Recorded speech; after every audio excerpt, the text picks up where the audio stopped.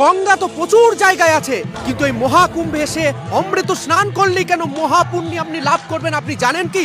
তাহলে জেনে নিন এই ভিডিওর মধ্যে দিয়ে। আর এই হলো গিয়ে সেই সঙ্গম যা পুরাণের শতযুক্ত।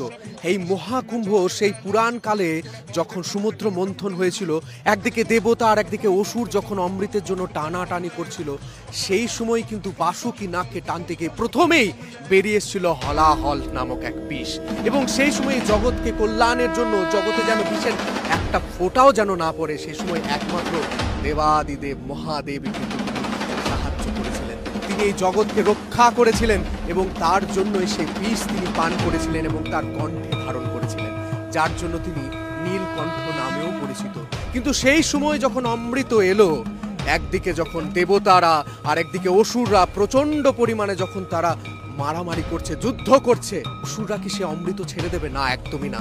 অসুররা সেই অমৃত নিয়ে নিল। কিন্তু সেই সময় আমাদের শ্রী বিষ্ণু তিনি যুগে যুগে অবতার নিয়েছেন আমাদের এই ধরাধামে। সেই সময় অবতার নিয়েছিলেন মোহিনী অবতার। বিষ্ণু যখন অমৃত আবার উদ্ধার করে আনলেন অসুরদের কাছ থেকে, তিনি দিয়েছিলেন দেবতাদের কাছে।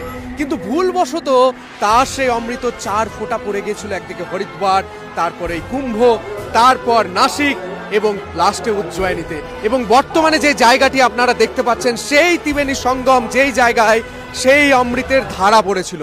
এবং কথিত আছে এখানে যদি স্নান করা হয় তাহলে জীবনের সমস্ত পাপ আপনার মুক্ত হয়ে যাবে।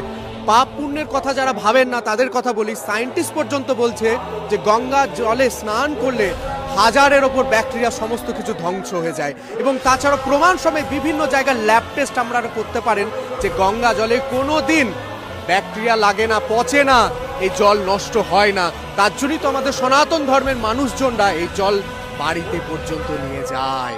এবং আজকে বর্তমানে যে জায়গাটি দেখতে পাচ্ছেন, এই যে মহাকুম্ভ, এই মহাকুম্ভ 144 বছর পর, কারণ 12টা কুম্ভ হওয়ার পর কিন্তু 144 বছর পর এই মহাকুম্ভ হয়েছে। 12 বছর অন্তর এই মহাকুম্ভ হয় এই প্রয়াগরাজে।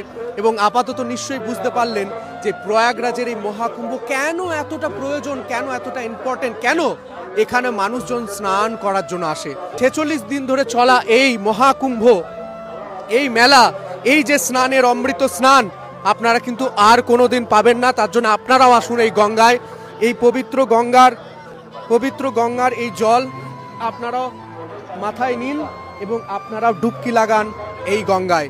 যারা যারা আসছেন অবশ্যই কমেন্ট সেকশনে জানাবেন। আর নিশ্চয়ই কোনো সংশয় থাকবে না যে গঙ্গায় কেন আপনারা স্নান করবেন। তার জন্য দেখা হবে নতুন কোনো এপিসোড, নতুন কোনো সফরে।